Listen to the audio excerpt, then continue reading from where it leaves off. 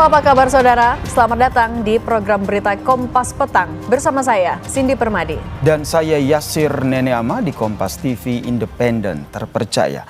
Informasi pertama saudara, kami awali dari kasus narkoba. Ini terkait dengan Polres Batu Bara, Sumatera Utara yang menangkap 2 orang kurir narkoba yang membawa 28 kg sabu dan juga 60.000 pil ekstasi. Penangkapan diwarnai dengan tembakan peringatan saat menghentikan mobil pelaku.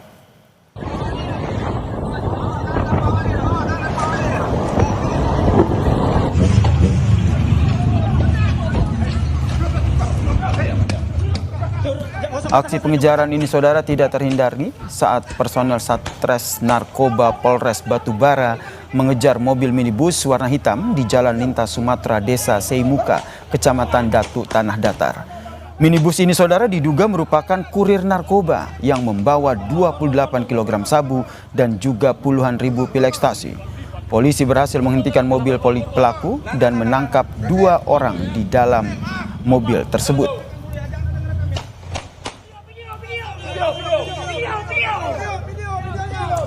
Ada dan positif dan banyak dan positif dan pastikan terborgol. Sudah siap videonya. Oke, kita ke ayat 2 Undang-Undang RI nomor 17. Usai mobil dihentikan saudara, polisi langsung menangkap 2 orang pria yang berada di dalam mobil tersebut.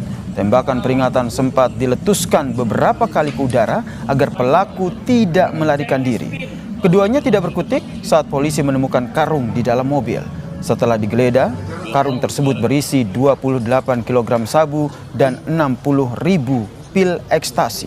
Kedua pelaku berinisial GPS dan GS, warga Jakarta ini saudara, sengaja datang ke Batu Bara untuk menjemput barang bukti.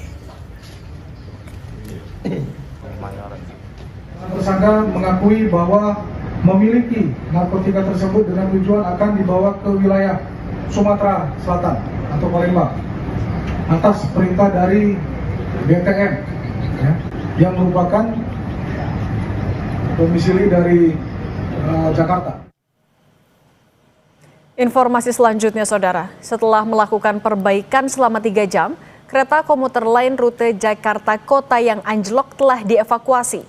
1 gerbong yang sempat anjlok dan menutupi area jalur 9 kini telah diangkat dan dipindahkan.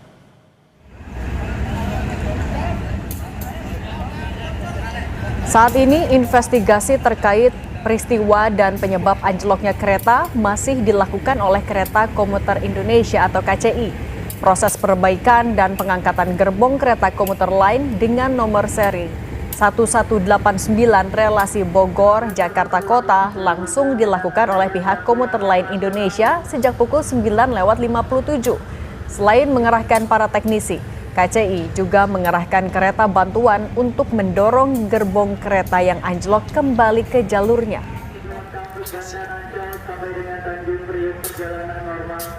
Perjalanan KRL sudah bisa berjalan kembali dan semoga sore ini, siang dan sore ini segera bisa normal kembali.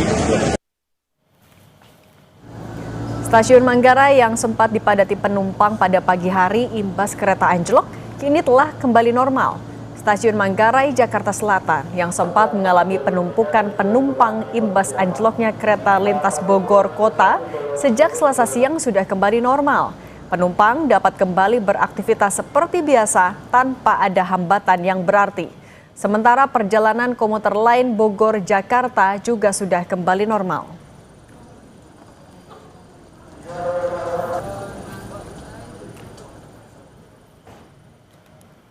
Saudara, Kejaksaan Agung menyita kendaraan mewah yang diduga terafiliasi dengan tersangka kasus korupsi tata kelola minyak mentah Riza Khalid.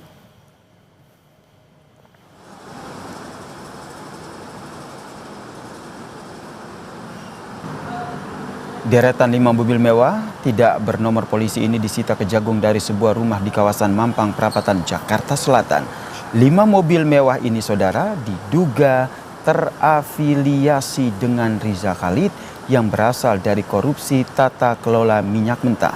Kejagung menduga plat nomor pada mobil sengaja dicopot untuk menghilangkan barang bukti dan tidak terdeteksi penyidik.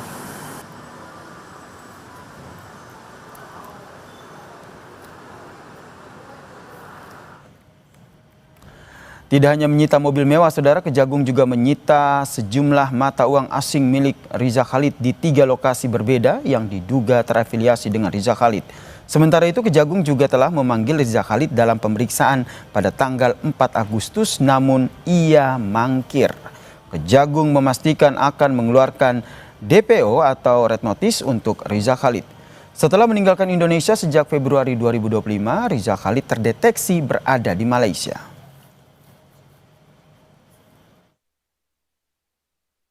Yang bersangkutan sampai dipanggil hari kemarin sampai tadi malam tidak ada konfirmasi kehadiran yang bersangkutan.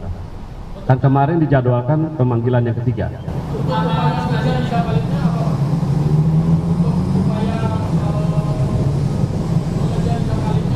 Yang jelas penyidik akan segera melakukan langkah-langkah hukum ke depannya.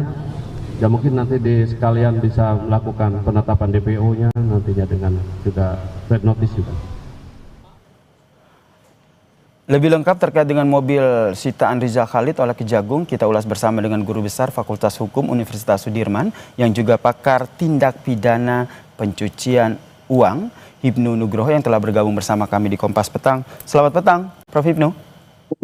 Selamat petang, Mas Yasir. Ini terbaru, meskipun ini kan Riza Khalid belum juga diperiksa, tapi nampaknya Kejagung terus bergerak. Ini terbaru menyita mobil yang terafiliasi dengan Riza Khalid dari kasus tata kelola minyak mentah ini. Bagaimana menurut Anda akhirnya bisa menelusuri aliran uang dan juga pencucian uang dalam kasus ini?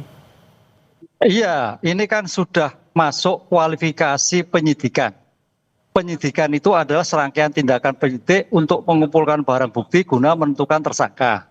Tersangkanya sudah, oleh karena itu barang bukti yang disita itu sebagai pembuktian di dalam suatu penyidikan, penuntutan, persidangan. Apa sih penyitaan? Penyitaan adalah tindakan penyidik untuk mengumpulkan barang bukti guna menentukan, tindakan penyidik untuk mengambil alih sementara. Nah, penyitaan itu tindakan barang penyidik untuk mengambil alih sementara untuk kepentingan penyidikan, penuntutan, dan peradilan. Lah, kaitannya dengan kasus tata kelola minyak sudah barang tentu terkait kerugian negara. Terkait kerugian negara berarti terkait nanti uang pengganti, jumlah kerugiannya. Oleh karena itu dalam tingkat penyidikan ini, kecepatan penyidik Jaksa Agung untuk menyita aset-aset terafiliasi sangat menentukan. Karena nanti bisa diperhitungkan tentang penggantian kerugian negara. Ini jangan sampai barang-barang itu hilang atau sengaja dilenyapkan. Begitu. Nah ini nih, barang-barang hilang atau sengaja dilenyapkan. Kalau kita lihat nih pada saat disita ini plat kendaraan ini sengaja dicopot. Apakah ini juga seperti kata Anda tadi, Prof, sengaja untuk menghilangkan barang bukti ataupun jejak dari kasus ini? Lah, ini ada suatu masalah hukum dua, Mas. Kalau ini nanti sebagai barang bukti dan barang bukti itu terkait terafiliasi dengan tindak pidana dan ternyata barang bukti itu adalah nomor identitasnya dihilangkan, ini akan menjadikan obstruction of justice, menghilangkan barang bukti, melenyapkan barang bukti. Pertanyaannya, siapa yang menyelapkan barang bukti ini? Ini suatu problem hukum yang akhirnya bertambah lagi permasalahan dalam kasus minyak ini. Gitu. Oke, kemudian yang juga jadi sorotan adalah terkait dengan keberadaan dari Riza Khalid. Ini terakhir diketahui meninggalkan Indonesia di Februari 2025 dan disinyalir berada di Malaysia. Menurut Anda apa yang harus dilakukan oleh Kejagung? Apakah segera menerbitkan DPO dan juga Red Notice untuk segera membawa pulang Riza Khalid untuk diperiksa terkait kasus ini? Iya, kita itu sistem peradilan kita sudah menganut public hearing, mendengar tersangka, mendengar terdakwa. Oleh karena itu sebagai bentuk public hearing mendengar, kewajiban jaksa penyidik untuk menghadirkan sebagai tersangka wajib. Karena itu nanti akan bisa memberikan keterangan-keterangan yang lain. Dan ini jangan sampai ada nanti in absentia, ini jangan sampai. Karena ternyata ada di Malaysia. Jangan sampai negara atau siapapun penyidik melakukan in absentia di mana seorang tersangka itu diketahui beradaannya. Itu loh. Oleh karena itu bagaimanapun upayanya negara harus menghadirkan tersangka Rizal Khalid untuk ke persidangan. Sehingga Prof. Hipnu Sebagai sendiri bentuk juga mendesak, public maaf saya potong, sehingga Prof. Hipnu sendiri juga ikut mendesak agar Kejagung ini segera menerbitkan DPO. Karena kalau kita lihat, apakah ini bisa terbilang lama, Prof? Karena kan sudah dipanggil 3 kali, mangkir. Kemudian apa yang menjadi pertimbangan dari jaksa sehingga pada udah jadi tersangka, loh ini kok tidak langsung begitu dikeluarkan DPO ataupun red notice? Ya, ini suatu problem besar ya, karena ini kan raja minyak ya. Saya kira ini tampaknya Kejaksaan Agung menetapkan suatu dua proses ya. Panggilan 1, panggilan kedua, panggilan ketiga dan sebagainya. Dan ini sebagai bentuk peradilan yang baik itu Mas. Nah, nanti kalau memang sampai ketiga tidak tahu ya daftar pencarian orang di DPO kan itu loh. Karena DPO ini yang harus kita lihat karena status DPO sudah tidak bisa melakukan pra peradilan. Takut saya kalau Kejaksaan tidak melakukan DPO bisa melakukan pra peradilan. Ini yang menjadi pertanyaannya, sudah DPO atau belum? Ini problem hukum. Makanya jangan sampai ketidakhadiran Rizal Khalid itu menjadi tolak ukur, menjadi celah untuk melakukan suatu upaya-upaya hukum kepada Jaksa Agung. Ini saya kira kecepatan penyelesaian dan kecepatan untuk DPO, kecepatan mencari kejar-kejaran dengan Pak Rizal Khalid. Nah ini nih yang masih menjadi PR begitu, di mana sebenarnya keberadaan Rizal Khalid. Tapi kalau informasinya diduga berada di Malaysia, apakah menurut Anda Kejagung sendiri memang sudah berkoordinasi begitu dengan pemerintahan Malaysia untuk membawa pulang Rizal Khalid? Singkat Prof. Ya, kalau di Malaysia saya lihat dekat lah. Saya kira itu tinggal Kejaksaan Agung kerjasama Interpol kerjasama bisa. Singapura agak sulit, tapi kalau Malaysia gampang. Oleh karena itu saya kira kecepatan untuk koordinasi di antar negara Interpol untuk menghadirkan Rizal Khalid tidak sulit kalau hanya di Malaysia. Tapi kalau di Singapura agak sulit karena sistem hukumnya itu berbeda. Di Australia juga demikian juga. Ini Baik. kecepatan supaya jangan sampai Pak Rizal Khalid keluar dari Malaysia. Begitu Mas. Baik, terima kasih. Prof. Hipnu Nugroho, Guru Besar Fakultas Hukum Universitas Sudirman sekaligus pakar tindak pidana pencucian uang telah berbagi informasi bersama kami di Kompas Petang. Salam sehat Prof. Hipnu. Matur nuwun. Kami masih akan kembali dengan informasi buntut pemberian abolisi pada Tom Lembong. 9 importir swasta di kasus korupsi impor gula mengajukan permohonan penghentian semua proses hukum. Kami juga menyoroti soal Kejaksaan Agung akan mengeksekusi putusan hakim terhadap Sylvester karena sudah berkekuatan hukum tetap.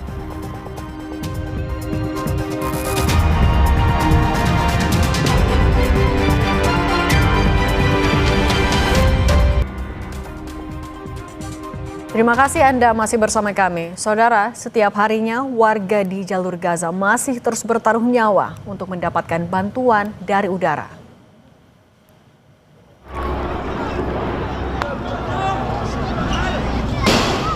Inilah kondisi yang terjadi di kota Zawaida, jalur Gaza Tengah saat bantuan udara diberikan. Warga Gaza yang sudah menanti langsung berebutan untuk mendapatkan bantuan. Blokade yang masih terjadi membuat warga Gaza mengalami krisis makanan. Kementerian Kesehatan Palestina melaporkan rumah sakit di Gaza mencatat 6 orang dewasa tewas akibat kelaparan dan malnutrisi. Jumlah itu merupakan korban kelaparan akut dalam 24 jam terakhir. Kematian itu menambah total korban tewas akibat krisis kelaparan yang sedang berlangsung menjadi 175 orang, termasuk 93 anak-anak.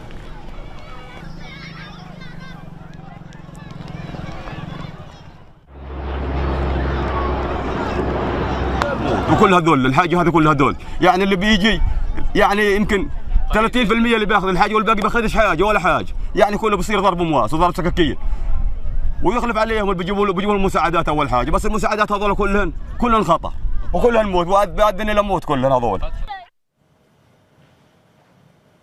وين الخير الحين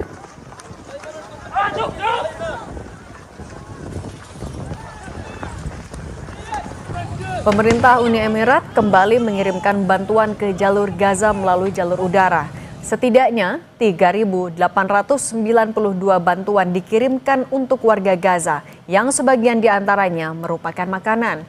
Dalam distribusi bantuan ini, pemerintah Uni Emirat Arab juga bekerja sama dengan Yordania, Prancis, Jerman, Belgia, dan Italia dengan menggunakan pesawat militer. Bantuan disebar di berbagai wilayah di Gaza.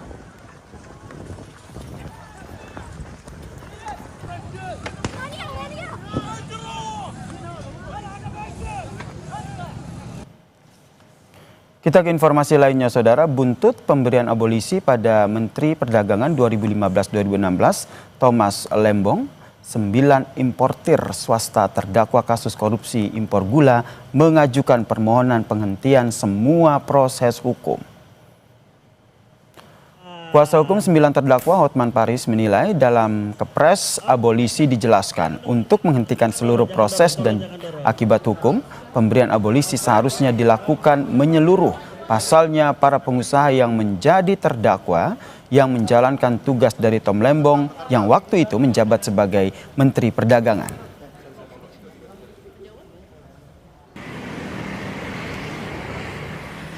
Akan memohon kepada Kejaksaan Agung, CQ JPU, agar surat dakwaan terhadap 9 importir swasta ini ditarik, dicabut dari Pengadilan Tipikor PN Jakarta Pusat, atau hakim karena jabatannya menghentikan perkara dan mencoret perkara dari daftar buku perkara.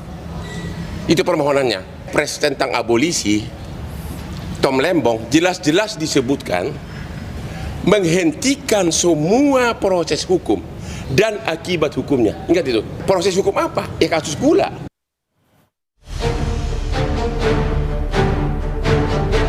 Pertimbangan persetujuan DPR RI tentang pemberian abolisi terhadap saudara Tom Lembong.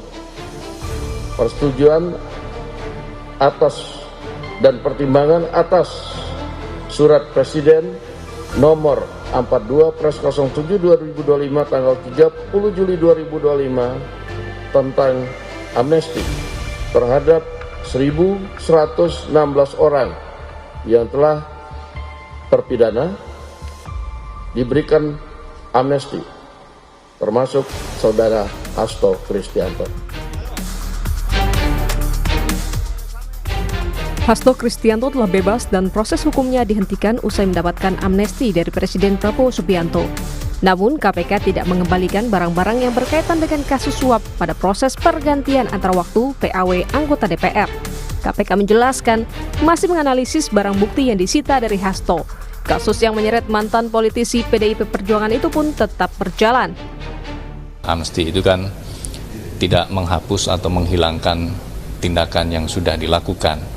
Jadi tindakannya tetap ada, tetap terbukti bersalah, hakim juga menyatakan demikian. Namun memang atas tindakan tersebut kemudian diberikan pengampunan. Ya. Jadi yang hilang itu hukumannya, bukan tindakan yang dilakukan. Penyidik masih melakukan analisis terhadap barang-barang yang disita sebagai barang bukti ya. Karena dalam perkara ini juga masih berjalan, ada beberapa pihak lainnya yang juga sudah ditetapkan tersangka oleh KPK. Sementara Kejaksaan Agung memastikan proses persidangan kasus korupsi impor gula usai Menteri Perdagangan periode 2015-2016 Thomas Trikasih Lembong mendapat abolisi dari Presiden Prabowo tetap berlanjut. Segala proses hukum dan akibat hukum terhadap saudara Thomas Trikasih Lembong ditiadakan. Bukan membebaskan ya. Karena kalau membebaskan ranahnya pengadilan, ya kan? Artinya ditiadakan di situ. Nah, terhadap tadi yang Anda tanya terhadap tersangka atau terdakwa yang proses itu sudah berjalan. Kan ini kan sifatnya personal. Tidak, kalau di situnya disebut di Kepresnya cuma satu orang, ya kita proses tetap berjalan, kita tetap sidangkan sebagaimana mestinya. Pakar Hukum Universitas Andalas Ferry Amsari menilai perkara yang menjerat Tom dan Hasto sifatnya politis. Selain itu, hak Presiden memberikan abolisi dan amnesti dinilai kurang tepat diberikan untuk kasus tindak pidana korupsi. Seolah-olah mengakui bahwa proses peradilan Hasto dan Tom Lembong adalah peradilan politis karena amnesti terutama memang disebut sebagai hak presiden untuk memberikan pengampunan kepada orang-orang yang terlibat dalam peristiwa-peristiwa politik. Sementara abolisi juga menghapuskan atau memberhentikan segala proses hukum. Di titik ini timbul kesan bahwa kasus Tom Lembong sama sekali bukanlah pidana yang mestinya ada. Jadi sekali lagi ini timbul interpretasi yang sangat panjang dan beragam, apalagi tidak lumrah amnesti dan abolisi diberikan kepada kasus-kasus korupsi.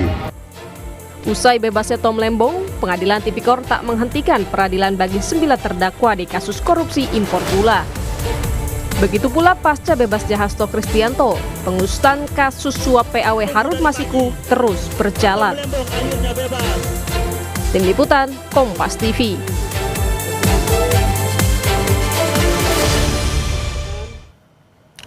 Abolisi untuk Tom Lembong dan amnesti untuk Hasto Kristianto tidak otomatis menyetop proses hukum korupsi impor gula dan juga kasus Harun Masiku. Lalu bagaimana Kejaksaan ataupun KPK menyiapi kelanjutan kasus ini? Kita bahas bersama dengan mantan Komisioner KPK Bang Saud Situmorang yang telah bergabung bersama kami di Kompas Petang. Bang Saud, Anda melihatnya seperti apa nih? Setelah Hasto dan juga Lembong bebas, bagaimana kemudian kelanjutan baik kasus suap Harun Masiku dan juga kasus impor gula yang saat ini masih berjalan? Bung Yansir, kita jangan lupa ya bahwa Indonesia dapat indeks persepsi korupsi 37 saat ini, which is itu sangat jauh di bawah target-target kalau kita mau pertumbuhan ekonomi dengan baik. Sebagaimana kita ketahui 9 lembaga yang mengukur indeks persepsi korupsi ini mereka masing-masing lagi mengamatin nih, pasti. Apakah itu World Economic Forum, Economic Intelligence Unit, Varieties Demokrasi, Political Economic Risk Consultancy, 9 lembaga itu pasti saat ini lagi ngelihat ini kebijakan yang pemerintah Indonesia ini terhadap kasus yang disebut sebagai kontraproduktif karena ada kaitan dengan korupsi, mereka akan detail mengamati kasus ini. Pasti mereka akan mengamati Lembong case-nya seperti apa dan kasusnya Hasto seperti apa.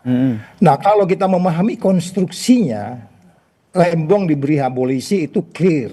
Bagaimana dia mulai menjabat 2015 sampai 2016 itu, apa yang dia lakukan, dia melaksanakan executive order, agak berbeda dengan kasus yang dialami oleh Hasto. Nah, oleh sebab itu kita clear dulu. Ini analisis boleh salah, boleh ini. Tetapi apakah hukum menjadi lebih pasti? Apakah hukum menjadi lebih adil? Apakah hukum menjadi lebih bermanfaat di dalam dua kebijakan yang diambil oleh Presiden? Pertama, kalau kita lihat bahwa apapun putusan yang dilakukan itu kan pernyataan resmi dari dalam hal ini Mensesnek kan udah menjelaskan bahwa kedua kasus ini bukan diartikan kita tidak kontroversi dengan pemberantasan korupsi, karena dia menegaskan di situ dalam statementnya. Tetapi beliau mengatakan bahwa ini kasus ini lebih kepada politik. Nah, sekarang saya tanya, politiknya siapa? Politiknya Prabowo atau politik pemerintah sebelumnya? Nah, oleh sebab itu saya katakan ini resiko indeks persepsi korupsi tetap di 37 atau kemudian naik 1 atau kemudian dia akan turun 3. Itu kita lihat nanti ke depan. Sekali lagi saya katakan, kita mengingatkan 9 lembaga ini lagi mengamati case ini secara detail. Tetapi kalau kita melihat konstruksi kedua kasus ini bisa jadi stagnan ya, kosong-kosong gitu. Oke, jadi menurut Anda stagnan ya? Ya, jadi karena menurut Anda Lembong ini gimana Mas? Maaf saya potong Bung Saud. Jadi menurut Anda apakah ini masih akan terus berjalan? Karena kalau tadi kita lihat keterangan dari Kejagung maupun KPK mereka menyatakan bahwa proses hukumnya masih terus berlanjut. Pertanyaannya, penanganannya akan seperti apa? Ya, kalau kita masih bisa juga berdebat dalam kaitan bagaimana 8 pengusaha yang di kasus Lembong, kemudian bagaimana yang melarikan diri saat ini yang masih dicari-cari oleh yang terkait dengan Harun Masiku. Jadi sekali lagi kalau peristiwa pidananya, saya selalu mengatakan, saya menegaskan, peristiwa pidana dalam kaitan yang kita sebut sebagai menghalangi penyidikan atau apapun yang disebut terkait dengan suap, itu juga kan sebenarnya kaitannya dengan apa yang disebut oleh varietas demokrasi. Ketika itu kan KPU itu sudah diperintahkan oleh MA untuk melaksanakan putusan bahwa DPP PDI boleh menentukan siapa saja, which is itu tidak dijalankan oleh KPU, kemudian terjadilah peristiwa suap itu. Nah, bukan berarti kemudian tidak ada suapnya, tetapi sebab akibatnya yang menurut saya kembali lagi kalau kita lihat ke depannya. Untuk kasus Hasto tentu Harun dia akan masih dalam proses lebih lanjut, tetapi untuk kasus Gula 9 itu masih dipertanyakan. Itu yang saya bilang kembali lagi, kita harus duduk baik-baik menjelaskan, jangan lupa supaya dunia internasional bisa melihat, oh ini loh bahwa pertimbangan bisnis is bisnis. Karena kalau kita lihat 9 yang ditunjuk untuk melaksanakan import gula, which is memang dalam sejarahnya kita tidak pernah kekurangan gula, itu memang perdebatannya cukup panjang. Tetapi saya kembali menekankan, kita minta hakim yang melihat ini nanti supaya tidak lagi dipengaruhi oleh framing. Anda Yasir kalau lihat persidangan Tom Lembong itu hakimnya sangat-sangat memihak. Sangat-sangat memihak 3 hakim itu. Oleh sebab itu nanti biarkan mereka melihat, biarkan kemudian juga pihak kejaksaan untuk melihat kembali apa tuntutan-tuntutan mereka, bahwa pertimbangan bisnis judgment rule, ada peran PPI di situ, Perusahaan Perdagangan Indonesia yang menunjuk ketiga perusahaan ini, sehingga kemudian memang mereka justru yang mengeluarkan uang di situ untuk membeli gula, untuk kemudian gula kristal mentah menjadi gula kristal rafinasi, which is mereka harus mengambil untung, siapa juga pengusaha mau rugi kan gitu. Berarti Bung Saud, Anda melihat kasus ini banyak politis begitu ya? Oh iya, dari awal kita udah nggak ragu tentang itu. Saya untuk kasus Hasto aja, walaupun saya nggak ragu poltoid pidana, tapi cara kita mengadili Hasto ini udah favoritism, ini politik, itu nggak ada keraguan di situ.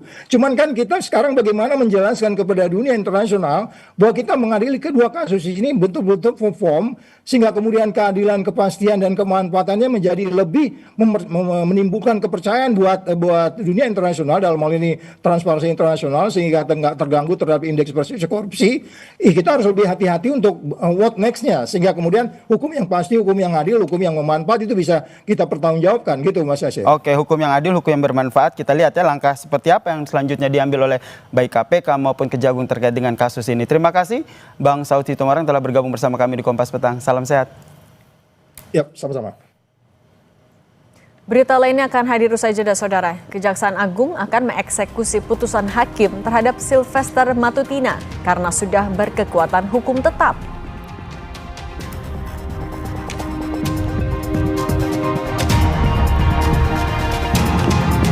Kompas Petang juga menyoroti setelah amnesti diberikan kepada Hasto Kristianto, Presiden Prabowo juga berikan pengampunan kepada 2 narapidana kasus penghinaan Presiden Joko Widodo. Selepas jeda, Kompas Petang kembali.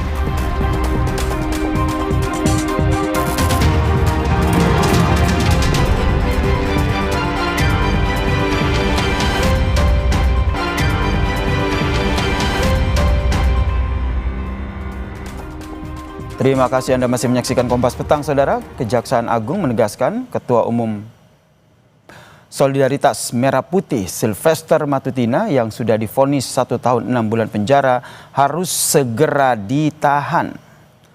Kepala Pusat Penerangan Hukum Kejagung, Anang Supriyatna, mengatakan putusan hukum terhadap Sylvester sudah berkekuatan hukum tetap sehingga pihaknya akan mengeksekusi putusan hakim itu. Sylvester Matutina, Saudara, dilaporkan oleh kuasa hukum Wakil Presiden ke-10 dan 12 Yusuf Kala ke Barreskrim Polri pada Mei 2017 lalu. Ia dianggap telah melakukan fitnah dan pencemaran nama baik terhadap JK melalui sebuah orasi. Pada 2019, Saudara, Sylvester divonis 1 tahun 6 bulan penjara atas perbuatannya. Namun hingga kini ia belum menjalani hukuman tersebut. Informasi dari pihak Kejari Jakarta Selatan, hari ini diundang yang bersangkutan. Kalau dia nggak datang ya silakan aja nanti. Tidak harus eksekusi. Kalau nggak salah hari ini. Pastikan aja nanti. Coba tanya nanti ke pihak Kejari Jakarta Selatan. Tapi yang kemarin saya informasi harus segera, sudah inkrah.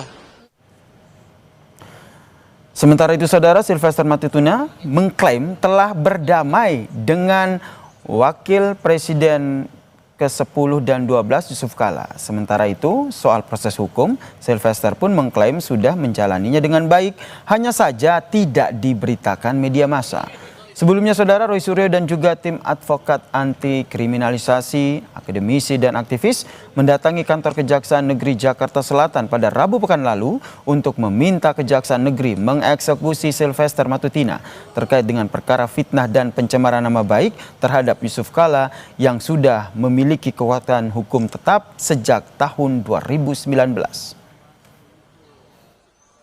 Yang saya mau jawab juga mengenai urusan hukum saya dengan Pak Yusuf Kala, itu sudah selesai dengan ada perdamaian, bahkan saya beberapa kali, ada 2 kali, 3 kali bertemu dengan Pak Yusuf Kala, dan hubungan kami sangat baik, dan sebenarnya urusan proses hukum itu sudah saya jalani dengan baik, dan memang waktu itu tidak ada diberitakan karena waktu itu baik saya maupun pihak Pak Yusuf Kala tidak pernah memberitakan di media.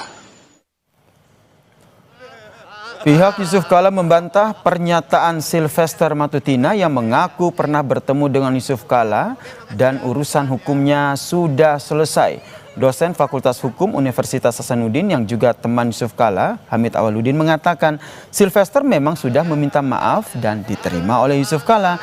Namun JK menegaskan kasus hukumnya harus tetap berjalan. Kemudian lawyer keluarga Pak Yusuf Kala melapor ke Pak Yusuf Kala. Sylvester minta maaf, Pak. Pak Yusuf Kala merespon, ya, orang minta maaf kita harus maafkan, tapi kasus hukumnya tetap jalan, ya. Jadi tidak pernah ada pertemuan antara Sylvester dengan Pak Yusuf Kala membicarakan settlement mengenai kasus ini. Mantan Menko Polhukam Mahfud MD mengaku heran karena Sylvester Matutina belum juga ditahan meski sudah divonis 1 tahun 6 bulan penjara pada tahun 2019. Mahfud juga menanggapi klaim Sylvester yang menyatakan telah menjalani proses hukum dan berdamai dengan Yusuf Kala. Ia menekankan vonis pidana yang sudah berkekuatan hukum tetap tidak dapat diselesaikan melalui perdamaian.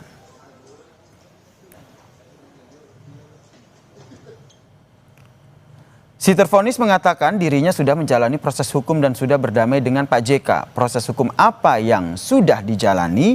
Lagi pula sejak kapan ada vonis pengadilan pidana bisa didamaikan dengan korban? Vonis yang sudah ingkrah tidak bisa didamaikan, harus dieksekusi.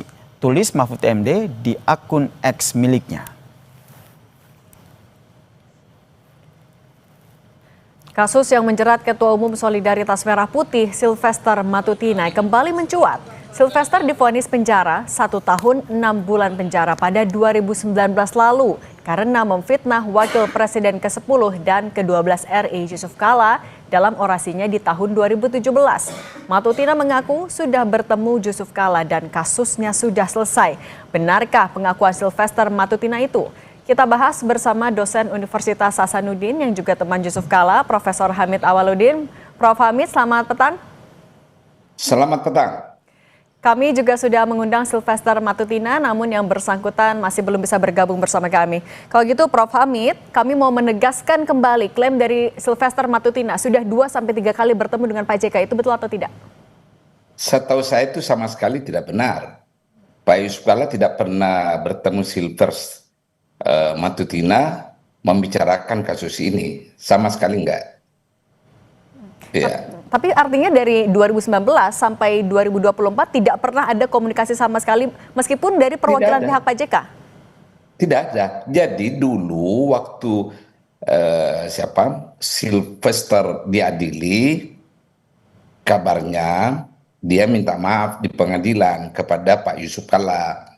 Lawyernya Pak Yusuf Kala sampaikan ke Pak Yusuf Kala bahwa Sylvester, Pak, sudah minta maaf. Pak Yusuf Kalla mengatakan, wah wajib hukumnya saya maafkan orang yang minta maaf. Namun proses hukum itu kan urusan negara. Lagian sudah berproses di pengadilan. Ini kan harus dipisahkan antara kasus perdata dan pidana. Kalau kasus pidana, apalagi kalau sudah berkekuatan hukum tetap, tidak bisa dikompromikan, beda perdata. Ini kan pidana. Beliau dituntut di pengadilan negeri, dihukum 1,5. Kemudian beliau naik banding, tetap dihukum 1,5 tahun. Kemudian kasasi, putusan kasasi, Silvister tetap dihukum 1,5 tahun. Itu kalau saya nggak salah tahun 2019 ya. Nah, sekarang pihak kejaksaan yang mewakili negara mau melakukan eksekusi itu sangat benar.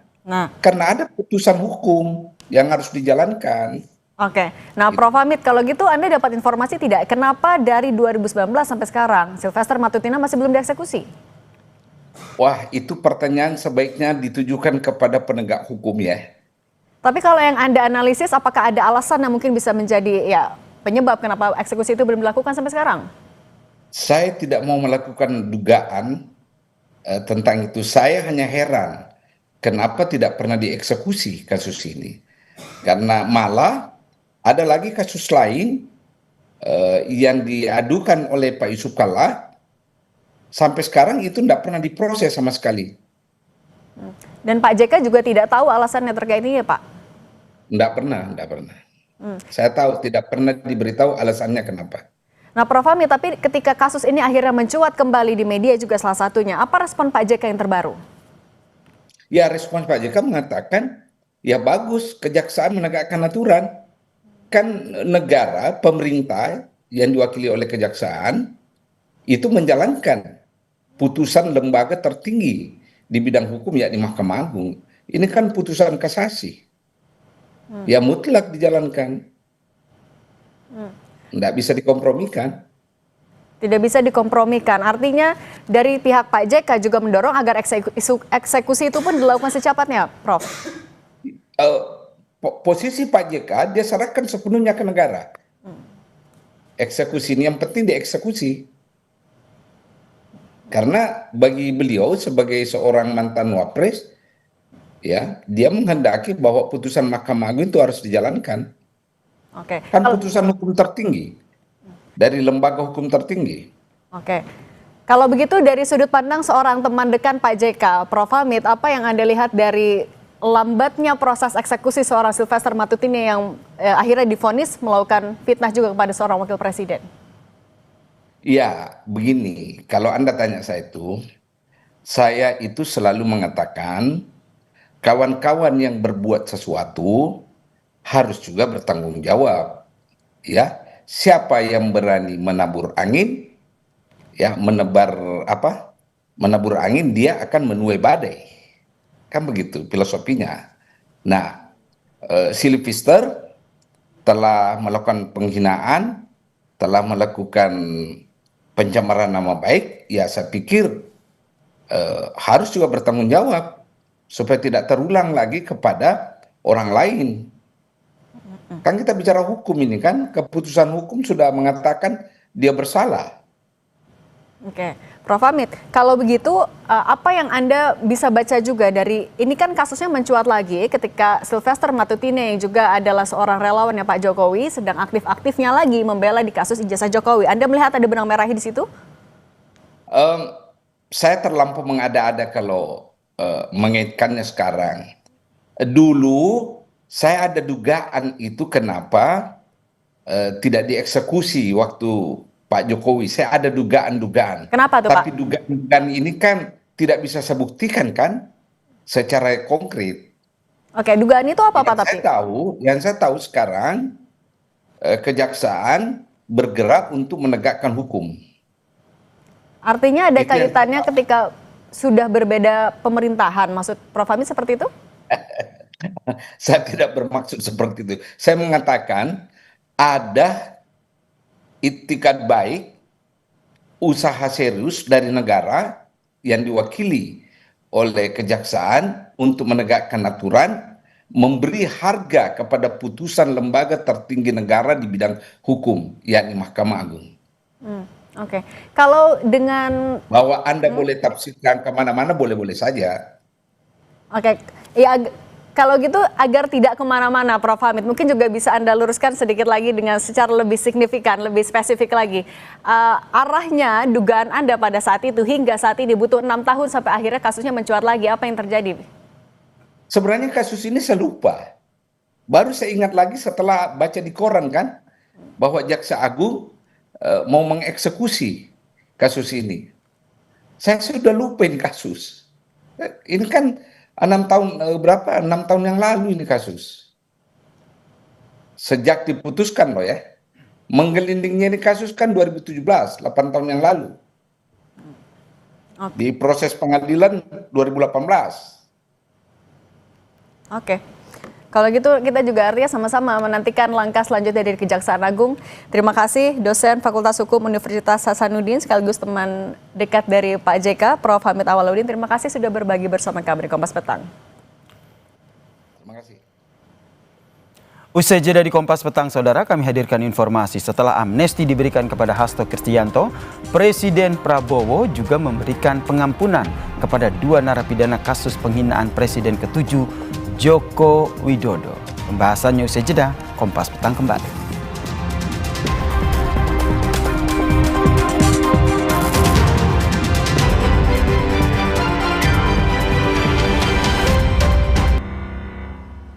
Kompas Petang kembali bersama saya Sidi Permadi. Saudara, setelah amnesti diberikan kepada Sekjen PDIP Hasto Kristianto, Presiden Prabowo juga memberikan pengampunan kepada 2 narapidana atas kasus penghinaan Presiden ke-7 Joko Widodo. Presiden Prabowo memberikan amnesti kepada Julianus Paunganan alias Ongen, terpidana kasus pelanggaran Undang-Undang Informasi dan Transaksi Elektronik atau ITE karena menghina Presiden ke-7 Joko Widodo pada 2016 lalu. Ongen yang merupakan doktor ilmu kelautan lulusan IPB ditangkap Subdirektorat Cybercrime Barreskrim Polri pada Desember 2015 akibat mengunggah foto Presiden Joko Widodo bersama artis Nikita Mirzani di akun media sosial X miliknya. Menteri Hukum Supratman Andi Aktas mengatakan, Ongen mendapatkan amnesti berbarengan dengan 1.178 terpidana lain karena dianggap memenuhi syarat.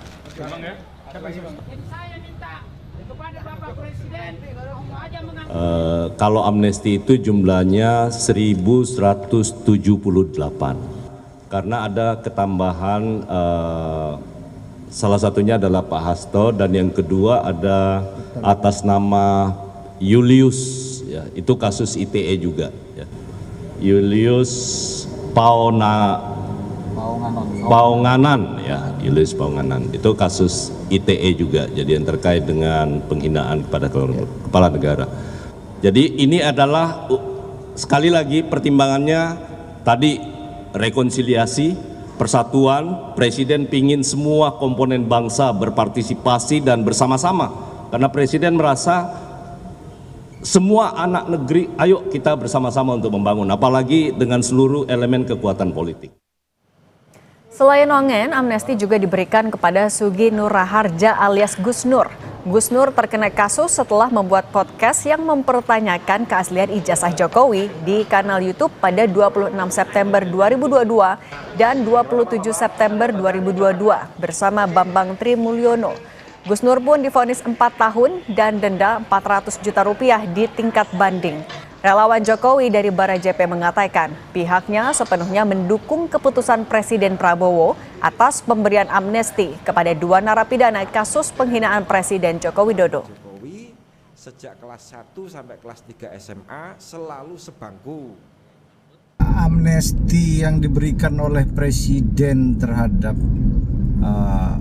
kasus yang menimpa beberapa penghina atau hate speech kepada Pak Jokowi itu sudah menjadi keputusan Bapak Presiden, ya, dan kita demi persatuan dan kesatuan bangsa kita dukung apa yang menjadi keputusan Bapak Presiden Republik Indonesia. Indonesia itu Bapak Prabowo, dan sebagaimana yang disampaikan oleh Bapak Jokowi dan Mas Gibran itu sudah. Lalu benarkah pemberian amnesti kepada para penghina Jokowi adalah sinyal kuat Prabowo mulai menjauhi Jokowi?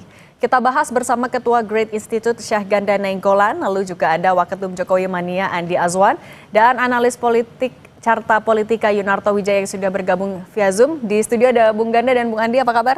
Baik, selamat sore. Selamat sore. Mas Toto juga bisa dengar suara studio ya? Selamat sore, Bung Andi, Bang Syahganda. Selamat sore, Toto. Oke, saya mau ke Bung Ganda dulu. Bung Ganda, amnesti kepada Sekjen PDIP sudah dikasih. Kemudian ternyata kepada kedua penghina Presiden Joko Widodo juga itu diberikan pengampunan. Bisa dibaca sebagai sinyal tertentu antara Pak Prabowo dan juga Pak Jokowi semakin merenggang?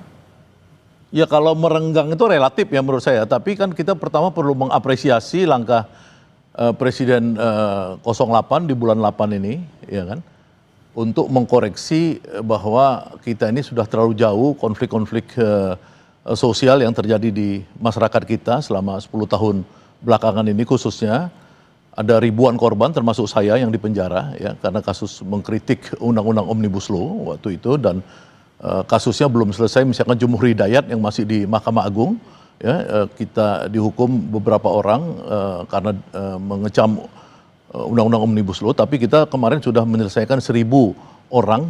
Tadi malam kita rapat aliansi ini persoalan Tapol-Napol, dan sebagiannya itu 210 orang sudah saya serahkan kepada Profesor Dasko, yang dalam hal ini meminta saya merapikan nama-nama itu dan kasusnya apa.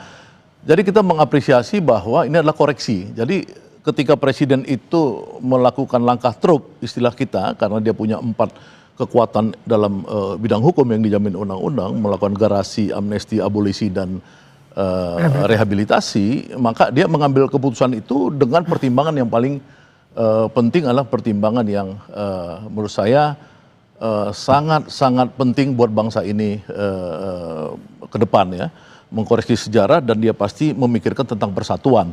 Nah, apakah persatuan itu seperti yang tadi Pak Menteri Hukum sampaikan, apakah persatuan punya konsekuensi ya, bahwa kemudian ada pihak-pihak yang sakit hati ya, kemudian menjauh misalkan, itu urusan lain, tapi ya itu kan dikembalikan kepada pihak-pihak. Tapi Anda melihat ada konsekuensi itu kepada hubungan antara Pak Prabowo dan Pak Jokowi? Ya kalau Pak Prabowo kan tidak mungkin mengeluarkan kartu trufnya memberikan satu amnesti kepada Hasto yang selama ini dianggap sangat kritik terhadap mantan Presiden Jokowi, dan Hasto yang menjadi tangan kanan sekutunya Anies Baswedan yang di dalam banyak kesempatan pada saat kampanye membongkar hal-hal yang mungkin sensitif untuk kepemimpinan Presiden waktu itu, karena Presiden Jokowi waktu itu juga akhirnya mengakui bahwa itu perintah beliau untuk Tom Lembong ya? Kepada Tom Lembong misalkan. Nah, ini kan 2 kelompok. Jadi kalau masyarakat itu sebenarnya ada 3 kelompok dulu kelompok Prabowo, kelompok Anies, dan kelompok Megawati. Nah, mungkin saatnya di hari kemerdekaan ini kita melihat Prabowo pengen merangkul semua. Pengen merangkul semua. Kalau gitu kita tanya ke Bung Andi. Bung Andi, kalau pemberian pengampunan kepada orang-orang yang dalam tanda kutip berseberangan dengan Pak Jokowi, sebagai relawan Pak Jokowi, Anda bisa menangkap atau bisa memahami itu? Ya, pertama-tama saya sangat appreciate ya, kami ya semua apresiasi kepada Pak Prabowo sebagai Presiden ke-8 kita ini menunjukkan ke wisdomnya ya, bahwasanya anak bangsa ini harus sama-sama tidak melihat ke belakang gitu. Kita harus melihat ke depan untuk bersama-sama membangun bangsa ini gitu. Kalau dari pihak Pak Jokowi itu tidak ada rasa balas dendam apapun, itu tidak ada.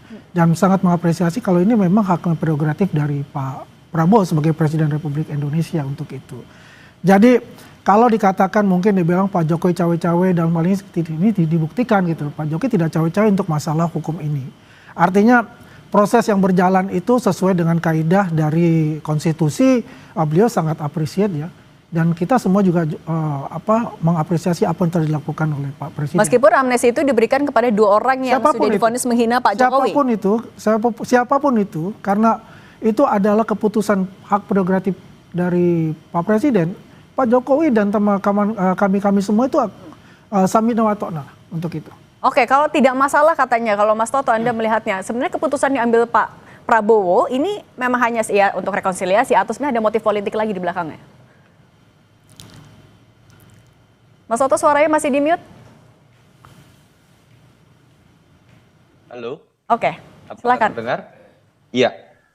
Iya, ini sebetulnya kan memang sesuai dengan mazhabnya Prabowo Subianto ya, yang dari awal yang ingin berbicara mengenai rekonsiliasi, bahkan ketika berbicara mengenai barisan koalisi tidak berhenti pada kekuatan 85%, teruslah terlihat berusaha untuk menarik kekuatan PDI Perjuangan.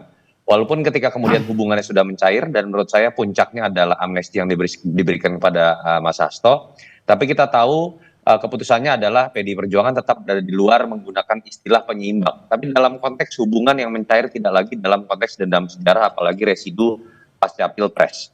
Itu yang pertama menurut saya terlihat konsisten. Yang kedua suka atau tidak, dari sisi persepsi, ini yang kemudian akan membuat image Pak Prabowo lebih positif. Suka atau tidak ya, dengan majunya Mas Gibran secara kontroversial, sebagai calon wakil presiden Pak Prabowo, lalu kemudian menjadi wakil presiden, ada image seakan-akan ada kekuatan Jokowi yang tetap ada dalam pemerintahan Prabowo. Paling tidak dalam pengambilan keputusan yang tidak kemudian menganakmaskan atau menganaktirikan pihak-pihak tertentu, termasuk yang dianggap sebagai musuh politik Pak Jokowi, Pak Prabowo paling tidak berhasil melepaskan dirinya dari image bahwa Pak Jokowi masih menjadi bayang-bayang presiden atau kekuatan lain dalam pemerintahan Prabowo. Dan ini bagus buat seorang presiden terpilih. Dan ada PR yang menurut saya tetap harus diselesaikan oleh Presiden Prabowo dan ada juga catatan kritis artinya buat pemerintahan Presiden Jokowi. Ketika Pak Prabowo kemudian misalnya membebaskan beberapa pihak yang kemudian dianggap kena vonis pada zaman pemerintahan Jokowi, terutama terkait Undang-Undang ITE yang sering dianggap oleh teman-teman aktivis sebagai pasal karet, artinya kan ada pemberlakuan secara sistem hukum yang bermasalah pada rezim sebelum. Artinya ini kita nggak bisa lihat sekedar pengampunan kepada sosok tertentu, tapi sebuah kritik terhadap sistem yang sempat diberlakukan pada rezim sebelum. Tapi ada PR juga buat Pak Prabowo menurut saya, terutama dalam kasus Mas Hasto ataupun dalam kasus Tom Lembong, ketika Mensesnek mengatakan bahwa dua kasus hukum ini bernuansa politik yang menjadi alasan salah satunya untuk kemudian keluar amnesti dan abolisi. Presiden tidak boleh berhenti pada level memberikan amnesti abolisi sesuai haknya sebagai kepala negara. Presiden artinya mengakui dalam sistem hukumnya ada politisasi yang masih mungkin terjadi. Jadi seharusnya Presiden setelah ini tidak berhenti, tapi bicara bagaimana perbaikan sistem hukum sehingga hal-hal seperti ini tidak perlu terjadi lagi. Itu poin paling penting menurut saya. Oke, tapi Mas Toto kalau Anda melihatnya artinya ada konsekuensi tentunya ketika Pak Prabowo mengambil langkah amnesti ini. Apakah artinya ini bisa dilihat ya Pak Prabowo mulai melihat kekuasaan atau pengaruh dari Pak Jokowi sudah mulai mengecil? Kalau saya sih dari awal melihat Pak Prabowo tidak dipengaruhi oleh Jokowi ya. Pak Prabowo dipengaruhi oleh Jokowi dalam konteks pencalonan. Suka atau tidak Gibran itu mewakili deal politik antara Prabowo dengan Jokowi. Tapi bagaimana menilai seorang Prabowo apakah berdiri independen atau tidak ketika sudah menjadi presiden, saya melihatnya bukan dari pidatonya yang teriak hidup Jokowi, bukan dari seberapa sering beliau kemudian bersilaturahmi, tapi apakah kebijakannya itu pas Prabowo atau tidak. Saya pernah berdebat juga dengan Bung Andi, saya mengatakan dengan masuknya Indonesia ke BRICS, dengan keluarnya program MBG, dengan tidak menggunakan APBN lagi untuk proyek infrastruktur, ini menunjukkan Prabowo berdiri independen.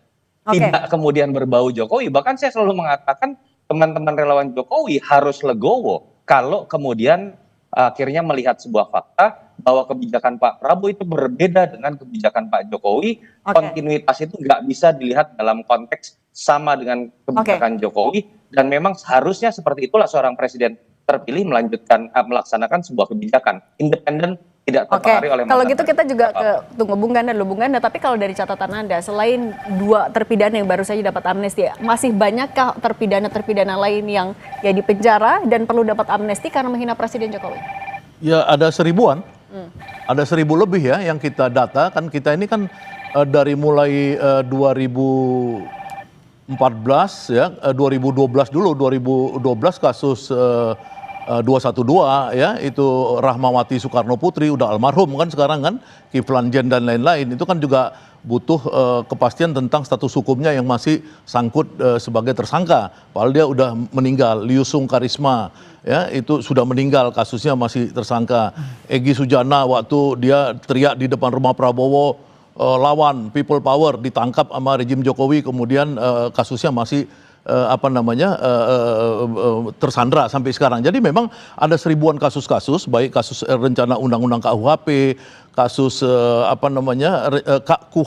KUHP ya, kemudian rencana undang-undang perubahan undang-undang KPK dulu ya, banyak sekali yang ditangkap di zaman era Jokowi ini.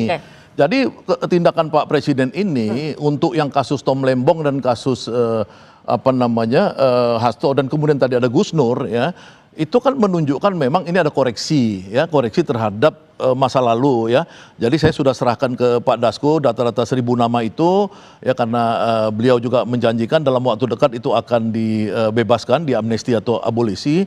Nah, jadi memang kita melihat bahwa presiden ini bisa jadi dia sudah menunjukkan kepada Pak Jokowi ya bahwa langkah ini mungkin menyakitkan Anda ya kan, karena Anda itu adalah bagian daripada orang-orang ini terpenjara. Seperti saya kan nggak ada kesalahan, cuma mengkritik undang-undang Omnibus Law, kenapa saya dipenjara misalnya gitu ya. Kayak 1.000 orang lebih yang artinya masih penjara dan menunggu. Enggak, sebagian masih nyangkut ya, seperti Jumhur tadi kan nyangkut tuh di Mahkamah Agung. Egy Sujana kasus dia makar itu nyangkut, Rahmawati Soekarno Putri nyangkut. Itu kan banyak orang-orang yang dia itu tidak bisa jadi komisaris ya kan, kalau ada yang tidak bisa jadi kerja di pemerintah, kalau dia urus SKCK apa segala gitu. Ini memang harus diselesaikan menurut saya.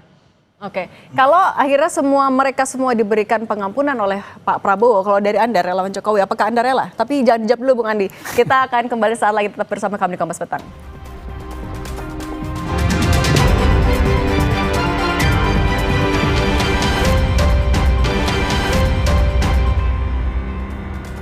Masih bersama kami ada Bung Ganda, Bung Andi dan juga Mas Toto. Saya lanjutkan ke Bung Andi. Bung Andi, 1.000 lebih nasibnya masih digantungkan. Ini mereka orang-orang yang menghina Pak Jokowi loh, menghina Pak Jokowi. Kalau misalnya semuanya kemudian dikabulkan dapat pengampunan, Anda sebagai relawan rela?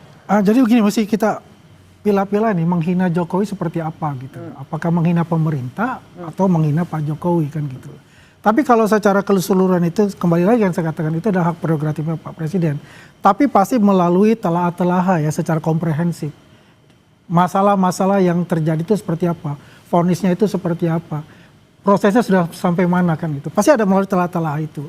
Apapun yang itu yang dilakukan, kalau itu masih dalam jalur konstitusi dan undang-undang, ya Pak Jokowi itu adalah orang yang sangat taat hukum untuk itu. Beliau pasti akan menerima itu, karena bukan dia sebagai presiden sekarang ini. Yang presiden adalah Pak Prabowo kan. Jadi artinya apapun yang Pak Prabowo lakukan, Pak Jokowi pasti akan membackup untuk itu. Tapi kan ini adalah sebuah hak yang digunakan Pak Prabowo. Artinya sebenarnya Pak Prabowo juga punya pilihan untuk tidak melakukan itu. Ya itu kan saya bilang tadi, itu melalui telah-telah yang sangat komprehensif ya dengan tim hukum beliau kan. Jadi artinya apapun yang telah diputuskan itu adalah yang terbaik ya menurut Pak Prabowo untuk itu. Dan Pak Jokowi sebagai mantan presiden itu pasti akan mengerti tentang itu. Pasti juga akan mendukung semua keputusan-keputusan dilakukan oleh Pak Prabowo. Oke, melalui jalur yang sudah semestinya dilakukan. Oke, kalau dari kubunya Pak Jokowi katanya mendukung Bung Ganda, tapi sebenarnya ini adalah keputusan yang didiskusikan dulu nggak dari Pak Prabowo kepada Pak Jokowi? Waduh, saya nggak ngerti ya, saya nggak ngerti. Cuman kalau saya ditanya sebagai pengamat ya, saya pikir ini adalah sikap yang paling tidak diinginkan Pak Jokowi tentunya ya, karena Pak Jokowi kan dari awal itu terlihat bahwa sama Hasto itu begitu mengalami tekanan ya, karena Hasto selama di luar itu terus menyerang Pak Jokowi. Nah itu mungkin tuntutan 7 tahun itu untuk Hasto, tuntutan 7 tahun untuk Tom Lembong itu kan sesuatu yang di luar akal sehat menurut saya ya, yang itu tidak terkait dengan Prabowo. Karena apa tidak terkait dengan Prabowo? Karena Prabowo mau koreksi kan gitu dengan ini. Nah terkait dengan siapa? Ya menurut saya pasti dengan Jokowi ya kan. Tapi apakah Jokowi terima atau enggak misalnya gitu. Ini aja sekarang kalau Jokowi nggak terima dia boleh mundur dari rejim Prabowo kan gitu ya kan. Kan itu aja sebenarnya pilihannya kan. Sekarang kan udah kelihatan rekonsiliasi itu artinya apa sih? Arti rekonsiliasi adalah Pak Prabowo pengen merangkul Anies dan merangkul Megawati. Kan gitu. Ini mau dirangkul nggak? Itu aja pertanyaannya. Kalau mau merangkul PDIP dan juga Anies, nah Mas Toto, jadi sebenarnya apa pesan yang mau disampaikan Pak Prabowo ke Solo, Mas Toto? Saya nggak tahu ya kalau pesan. Saya lebih melihat begini, paling tidak Pak Prabowo semakin menegaskan bahwa salah pandangan yang mengatakan bahwa Jokowi itu masih menjadi bayang-bayang saya, bahwa saya masih ada di bawah bayang-bayang mantan presiden. Saya sebelumnya dari awal sudah melihat sebenarnya dari si kebijakan Pak Prabowo sudah berdiri sendiri. Ini khasnya Prabowo, bukan Jokowi, kebijakan yang sangat berbeda. Di sisi lain misalnya dalam konteks PDI Perjuangan, Pak Prabowo terus membangun komunikasi. Pertemuan misalnya dilakukan pada bulan April juga dilakukan dengan Ibu Mega. Artinya kan tidak serta-merta yang dianggap sebagai musuh politik Jokowi itu kemudian menjadi musuh politik Prabowo juga. Dan puncaknya adalah kebijakan amnesti, abolisi, bukan hanya terhadap Tom Lembong dan Hasto, tapi bahkan pihak-pihak yang dianggap menghina Presiden Jokowi pada saat pemerintahan Jokowi, kemudian juga dibebaskan. Poin paling pentingnya menurut saya adalah dia ingin menunjukkan bahwa dia mengambil keputusan sendiri. Jadi nggak perlu lagi ada pertanyaan misalnya keputusan abolisi dan amnesti ini apakah berdiskusi dengan mantan presiden, karena memang seharusnya tidak perlu dilakukan. Nah, Siapapun yang terpilih itu tidak boleh kemudian dalam pengambilan keputusan bergantung pada mantan presiden. Dalam konteks persahabatan, dalam konteks silaturahmi, tentu saja iya. Tapi poin paling penting gini loh, saya ingin mengatakan, saya berharap Pak Prabowo bisa konsisten ya. Apa yang dia lakukan secara yang diapresiasi oleh masyarakat dalam konteks pengampunan terhadap tahanan yang berbau politik, itu juga bisa dia berlakukan ketika kritik dilancarkan kepada dirinya. Ini jadi sangat penting buat legacy Pak Prabowo yang kita tahu, terutama buat teman-teman aktivis ya, termasuk Bang Caganda lah. Pak Prabowo sering diidentikan dengan masa lalu. Dan diidentikan masa lalu itu ketika berbicara Orba anti kritik. Lalu kemudian berbicara hal-hal yang menjadi beban Orba. Apa yang dilakukan hari ini paling tidak menghapus sebagian stigma itu, tinggal pembuktian ke depan ketika ada yang mengkritik dirinya, menghina dirinya, apakah perlakuan yang sama sebagai seorang kepala negara dalam respon bisa terjadi juga atau tidak. Itu yang saya mau ke Bung Andi tadi melanjutkan dari pernyataan dari Bung Ganda. Kalau misalnya mau merangkul PDIP dan juga Anies, artinya Pak Jokowi ditinggalin dong. Melihat itu nggak? Nggak juga. Saya tidak melihat itu. Itu bukan sifatnya Pak Prabowo. Pak Prabowo yang merangkul semua kok. Kan dikatakan rekonsiliasi nasional. Siapapun anak-anak bangsa itu diajak untuk bersama-sama membangun bangsa ini gitu loh. Meninggalkanlah, kita kalau lihat jangan lihat spion ke belakang terus, kita fokus ke depan untuk pembangunan kita gitu. Tapi kan rekonsiliasi adalah musuh-musuh politiknya Pak Jokowi. Ini kita jangan katakan ini musuh ya Mbak. Ini adalah rivalitas secara politik. Secara pribadi tidak ada Pak Jokowi itu memusuhi adalah musuh, tidak. Ini adalah rivalitas politik. Tapi dalam hal bagi satu kesatuan anak bangsa, ini ada satu yang diorkestrasi oleh Pak Prabowo gitu loh. Jadi Pak Jokowi pasti juga akan legowo kok, nggak ada masalah untuk itu. Itu tapi adalah udah haknya Pak Presiden. Mau rekonsiliasi meskipun di situ isinya ada ya orang misalnya ada PDIP, ada Anies, nggak ada masalah. Nggak masalah. Nggak ada masalah itu. Itu saya mungkin mau ngasih masukan nih ya kepada teman-teman sebagian, saya nggak katakan semua. Mas Soto maaf boleh di-mute dulu Mas. Kalau gitu Bung Ganda, iyakah bisakah kalau Anda kacamata sebagai juga dari relawannya Pak Prabowo, mungkinkah ya Pak Jokowi akan bisa rekonsiliasi dengan orang-orang itu di dalamnya? Ya kan begini ya, kalau kita nih lihat seperti kata apa tadi siapa pembicara satu lagi tadi Junarto ya. Ya Mas Soto. Kan memang kelihatan langkah-langkah kebijakan Presiden Prabowo kan meninggalkan langkah-langkahnya arahnya Jokowi selama ini. Tapi kan kemudian yang orang meragukan selama ini apakah dia bisa mengambil sikap menjaga jarak untuk kasus-kasus politik yang menyangkut lawan-lawan politik, ya seperti kasus Hasto, kasus Tom Lembong ini kan menunjukkan Prabowo ngambil sikap. Ini sikap gua, pribadi gua. Nah, artinya di sini dia saya lihat meninggalkan Jokowi, ya kan. Tapi apakah kemudian secara total kita nggak tahu, ya.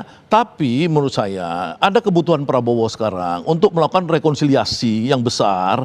Karena apa? Karena Prabowo mengalami tantangan dunia yang sangat besar, ya ketika dia berhadapan dengan Donald Trump, ya yang berhadapan dengan negara-negara besar lainnya. Dia butuh satu kekuatan semesta Indonesia ini di bawah dia. Dia nggak bisa gara-gara ada Presiden Jokowi nggak suka sama Mega, nggak suka sama yang lainnya, Anies apa segala, kemudian itu dibawa sampai sekarang. Enggak. Menurut saya memang Pak Jokowi harus insaf juga, jangan terus-terusan pengen mempengaruhi, menginfluence Prabowo. Kalau menurut saya cukuplah Gibran dititipkan kepada Prabowo, sisanya udah kayak SBY aja, nggak ikut campur lagi cawe-cawe gitu loh. Kalau Mas, artinya kalau Mas cawe-cawe lo Bang Ganda. Ini kan pandangan politik. Silakan Mas Andi ini kan. Mas Soto, artinya kalau dari mendengar penjelasan dari Bung Ganda, apakah ini artinya ya Prabowo bilang dadah Jokowi? Singkat saja. Bukan dadah ya, saya berdiri tegak independen. Jadi jangan ada cawe-cawe. Saya nggak mengatakan Pak Jokowi akan cawe-cawe juga. saran saya minimal deh kalau kita nggak mau kemudian berspekulasi macam-macam tentang Pak Jokowi, teman-teman relawan sebagian jangan terlalu berbicara hitam putih. Ini contoh ya, Sylvester itu sering loh dalam diskusi tentang forum pemakzulan, tentang memberikan masukan, analisisnya langsung dikaitkan dengan yang kalah pemilu, yang sakit hati. Hal-hal itu yang membuat nama Pak Jokowi semakin jelek ketika Anda berbicara sebagai relawan Jokowi. Karena pada kenyataannya Prabowo sangat menyukai rekonsiliasi. Yang tadi Bang Syahganda katakan memang modal dasar dalam situasi global yang tidak mudah. Kalau stabilitas politiknya rapuh, kalau nambah musuh, itu akan menjadi beban buat Presiden Prabowo. Itu yang menurut saya harus jadi catatan buat teman-teman relawan Jokowi. Sebagian, saya nggak katakan, semoga Bung Andi bukan termasuk diantaranya. Oke, terima kasih kalau gitu Mas Oto, Bung Ganda dan juga Bung Andi sudah berbagi bersama kami di Kompas Petang. Saya salut semuanya. Sore Mas Oto. Terima kasih. Terima kasih Bang Syahganda. Terima kasih Bung Andi. Kompas Petang akan kembali dengan informasi akibat blokade Israel. Dukungan dunia terus mengalir bagi Palestina untuk hentikan krisis kelaparan di Gaza. Informasinya sesaat lagi.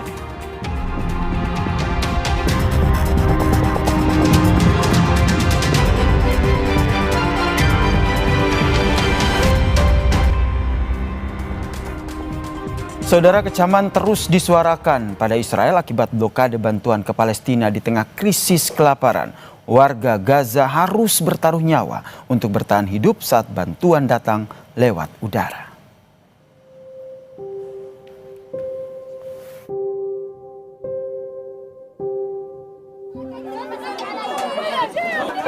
Bertaruh nyawa hanya demi semangkuk makanan atau sekantong gandum. Kondisi ini yang terjadi di warga Gaza, Palestina. Krisis pangan dan bencana kelaparan semakin parah melanda jalur Gaza akibat blokade makanan oleh Israel. Saat bantuan berjatuhan dari langit, warga Gaza langsung menyerbu demi berebut karung bantuan.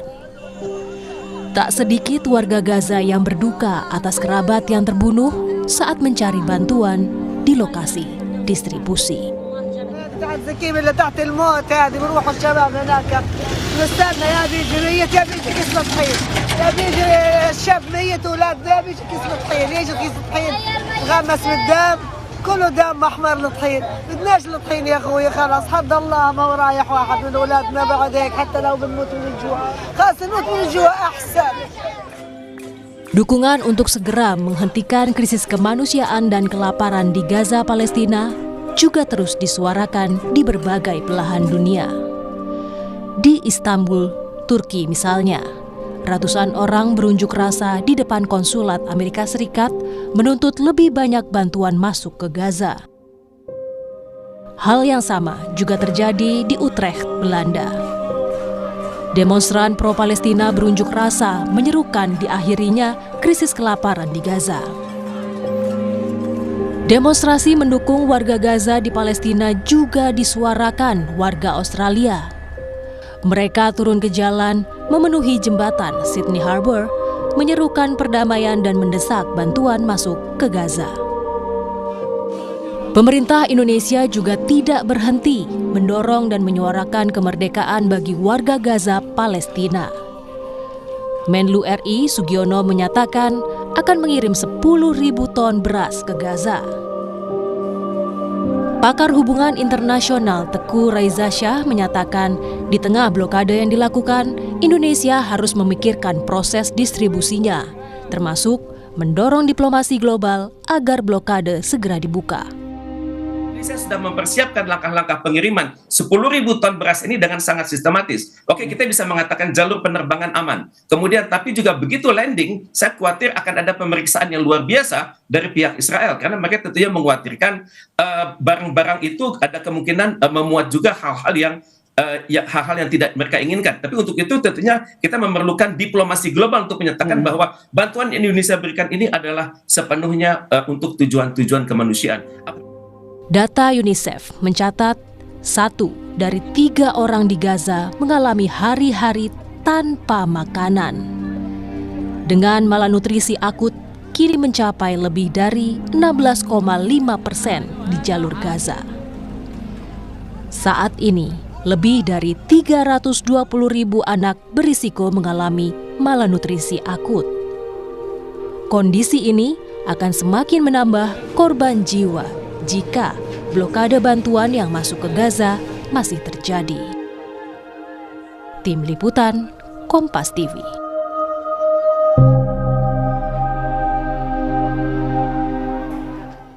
Kompas Petang masih akan kembali usai jeda, tetap bersama kami.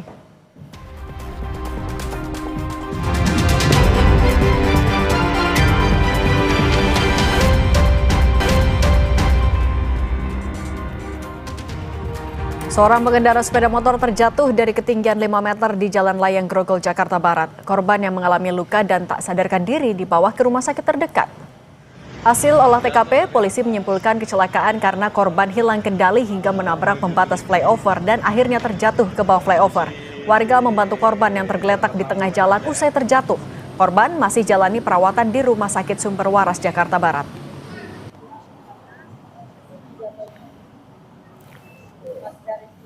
Terima kasih Anda telah menyaksikan Kompas Petang di Kompas TV Independen Terpercaya. Saya Yasir Neneama. Saya Cindy Permadi. Terima kasih. Sampai jumpa.